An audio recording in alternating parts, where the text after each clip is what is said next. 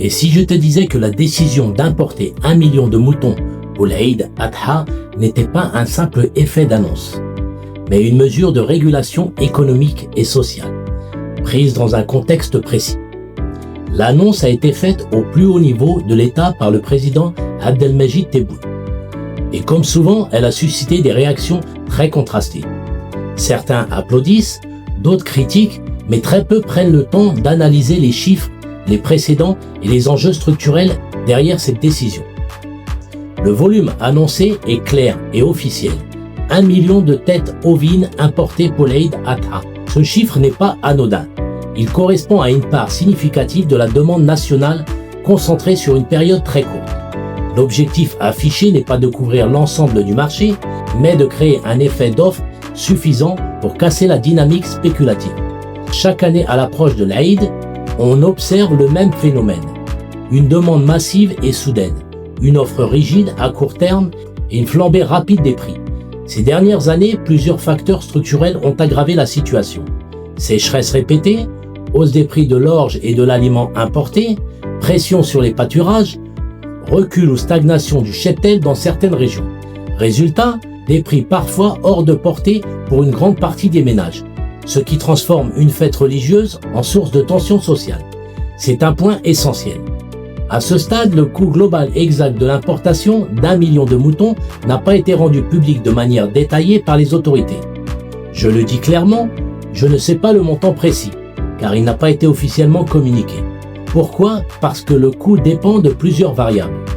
Pays fournisseur, prix unitaire à l'achat, transport maritime et logistique, frais sanitaires et vétérinaires, subventions éventuelles. Tant que ces éléments ne sont pas publiés officiellement, tout chiffre avancé serait une spéculation et je n'en ferai pas. Ce type d'intervention n'est pas inédit. L'Algérie a déjà eu recours par le passé à des importations ponctuelles de bétail ou de viande pour réguler les prix, répondre à une tension exceptionnelle, protéger le pouvoir d'achat.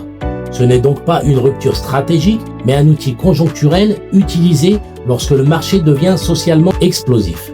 L'importation d'1 million de moutons envoie un message clair aux acteurs du marché. L'État observe, l'État anticipe et l'État est prêt à intervenir. Ce signal vise directement la spéculation excessive par les éleveurs en tant que telle. L'objectif est de rééquilibrer le rapport de force, pas de déstabiliser la filière nationale, il faut le rappeler calmement. L'Aïd al-Adha n'est pas un produit de luxe. C'est un rite religieux majeur avec une dimension sociale forte. Lorsque les prix deviennent inaccessibles pour une large partie de la population, le problème n'est plus seulement économique, il devient social et politique. Dans ce cadre, l'importation devient un amortisseur, une soupape, une mesure de protection sociale indirecte. Et c'est ici que le débat devient plus intéressant. Importer 1 million de moutons règle le problème de l'Aïd 2026, mais cela ne règle pas le problème structurel de la filière ovine. La vraie question est donc la suivante.